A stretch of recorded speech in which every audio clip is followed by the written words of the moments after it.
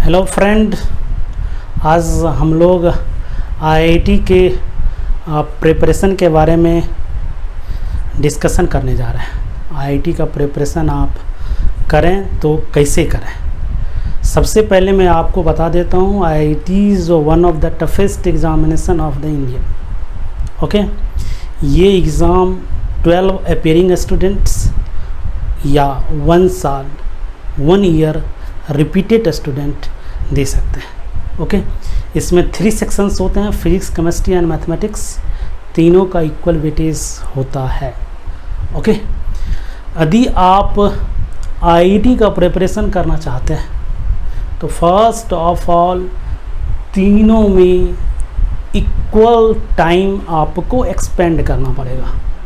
Okay, यदि आपको physics में बहुत ज़्यादा इंटरेस्टेड है तो फिजिक्स पढ़ते रह गए तो आईआईटी नहीं होने जा रहा है।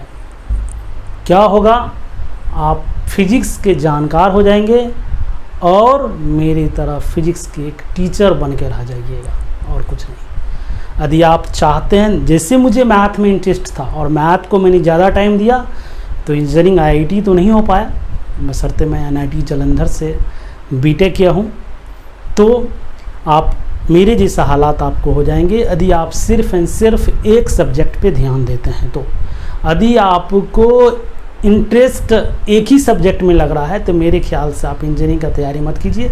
बेटर वे है कि आप उस में कुछ आगे हायर स्टडी कीजिए, बीएससी कीजिए, एमएससी कीजिए, पीएचडी कीजिए। बहुत सारे ऑप्शन हैं आपके पास। ये नहीं कि हम इंजीनियरिंग करेंगे। यदि आपको इंटरेस्ट लग रहा है तो तीनों सब्जेक्ट में इक्वल इंटरेस्ट लगना चाहिए। मैक्सिमम से मैक्सिमम, यदि लेटेस्ट सपोज आपको मैथ में इंटरेस्ट है तो टोटल टाइम का 40% आप उस पर दे सकते हैं, 60% को आपको equal distribution rest of the topic में होगा। ओके, मैं अपने बारे में थोड़ा सा बता देता हूँ। मैं इस फील्ड में अराउंड 12 ईयर से हूँ।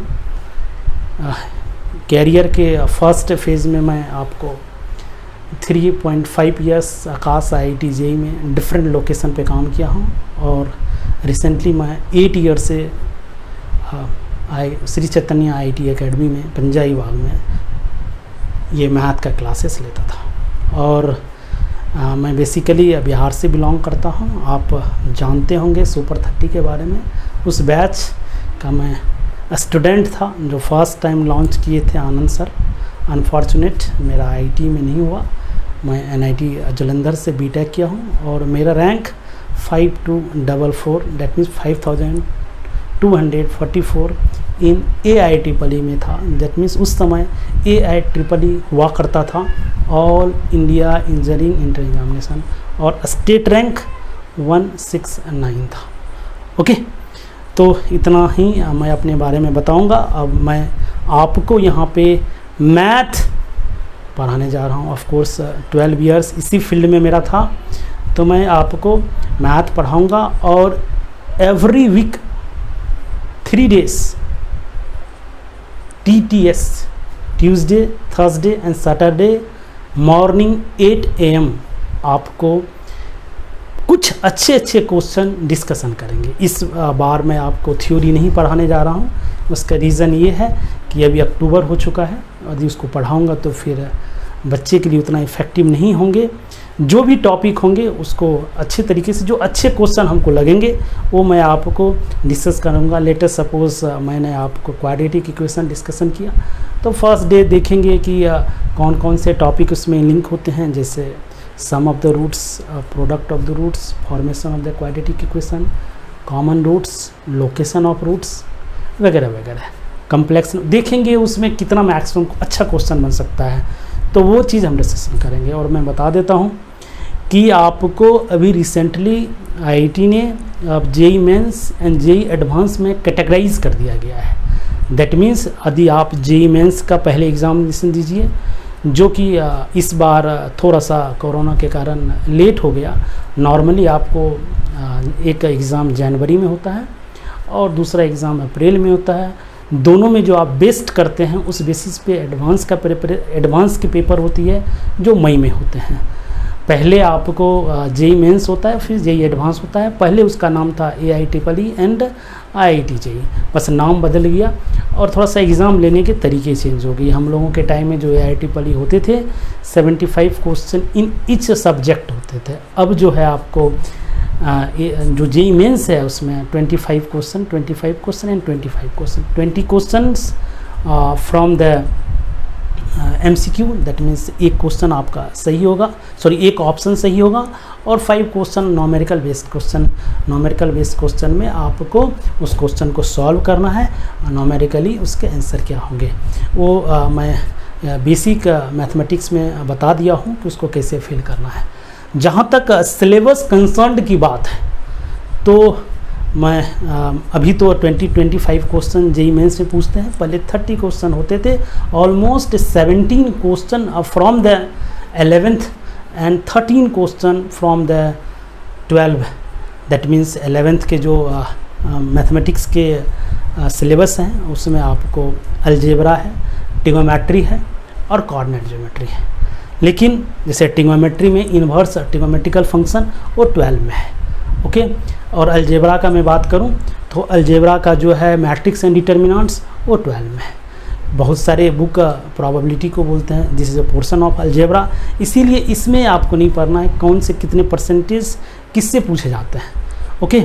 तो आपको कैलकुलस इम्पोर्टेंट टॉपिक है। पहले कैलकुलस का बहुत ज़्यादा इम्पोर्टेंट होता था। जब आपको IIT PT का एग्जामिनेशन लेती थी जिसमें ऑब्जेक्टिव एग्जामिनेशन, उसके बाद सब्जेक्टिव लेती थी, तो out of 35 question in mathematics 16 to 17 question from the calculus. लेकिन अब ऐसा नहीं रहा गया है, कोई भी टॉपिक आप छोड़ के नहीं जा सकते हैं पेपर देने के लिए। यदि कोई भी टॉपिक छोड़ के जाएंगे तो हो सके आपको प्रॉब्लम हो, क्योंकि ईच टॉपिक को कंसर्न करता है, ओके। तो कैलकुलस में जैसे आपका फंक्शन है, फंक्शन के 2 पार्ट्स हैं। एक 11th का पोर्शन है जिसमें आप domain, range and find the value of the function. उसके बाद जो टाइप ऑफ फंक्शन है वो 12 का पोर्शन है, ठीक है।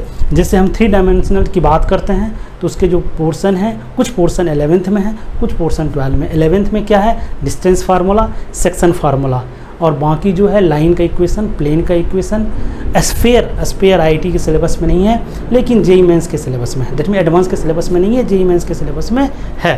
अब बात करते हैं हम लोग प्रोबेबिलिटी के भी कुछ पोर्शन 11th में है, कुछ पोर्शन 12 में है, ओके। 11th में जो है वो सिंपल प्रोबेबिलिटी है और 12 में जो है कंडीशनल प्रोबेबिलिटी। सिंपल प्रोबेबिलिटी का मतलब ये नहीं है क्वेश्चन विल बी सिंपल, बशर्ते उसमें जो क्वेश्चन का इन्वॉल्वमेंट होगा, जो उसमें घटनाएँ होंगी वो सिंपल होगा, कोई किसी पे बेस्ड नहीं होगा। कंडीशनल होता है, एक दूसरे पे बेस्ड होता है। ये है आपका मैथमेटिक्स का सिलेबस। ऑलमोस्ट आपको ओवरऑल आइडिया तो होगा ही कि क्या क्या पोर्शन है। ये सब तो आजकल नेट का ज़माना है तो बच्चे लोग तो इंक्वायरी कर लेते हैं, हम लोगों के टाइम में नहीं थे तो हम लोग इंक्वायरी नहीं कर पाते थे। तो अब आपको हर वीक में 3 days TTS, Tuesday, Thursday and Saturday in morning 8 AM हम लोग नेक्स्ट ईयर 2021 का जो पेपर होगा उसको टारगेट लेके चलेंगे और कोशिश करेंगे मैथ में आपको अच्छा मार्क्स आए, ओके। तो मेरे ख्याल से इतना ही है, फिर मिलते हैं कुछ नए क्वेश्चन के साथ, ओके, बाय।